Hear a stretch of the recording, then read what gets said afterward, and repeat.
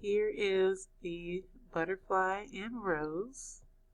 You can see the ring that they got married with. C is for Cinquain, my shadow, always attracted to me, this black transparency, I can't escape the shape of my shadow.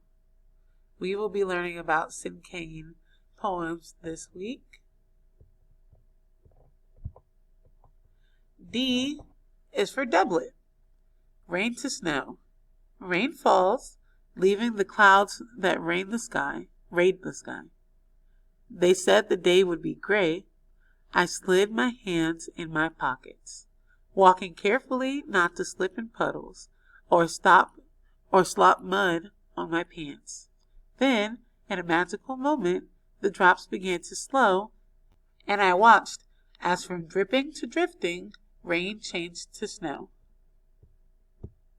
When. Oops. E is for end rhyme. How would you act? If you were a bird, you'd want to be heard. If you were a horse, you'd run, of course.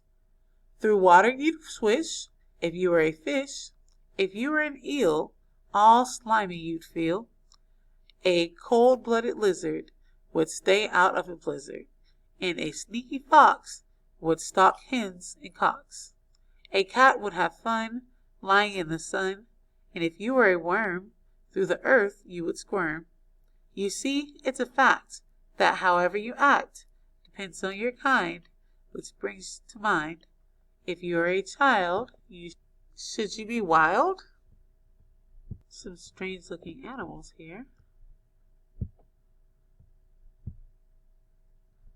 F is for free verse. We will be learning about free verses this week as well. White rabbits and red wings. White rabbits and red wings flew through my childhood dreams, fluttering around the swing and the mulberry tree, and through the peach trees and the plum.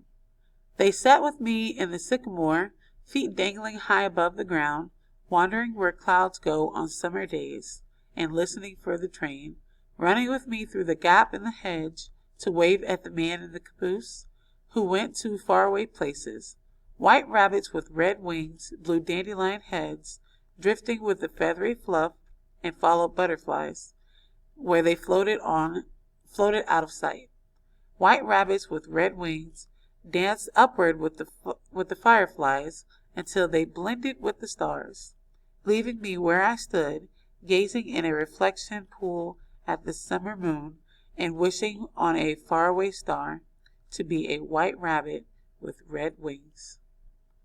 On the next slide, you are going to tell me, how do you know that this person is dreaming? Not just that they talk about childhood dreams. What else gives you the idea or lets you know that this person is talking about a dream? And also, there are a couple of poetry elements in here.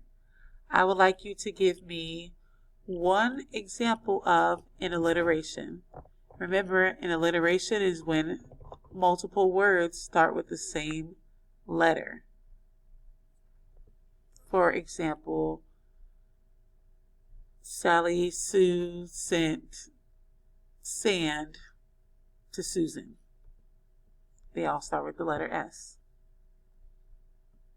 So again, you're going to tell me, how do you know this person is dreaming? And give me one example of alliteration in this poem.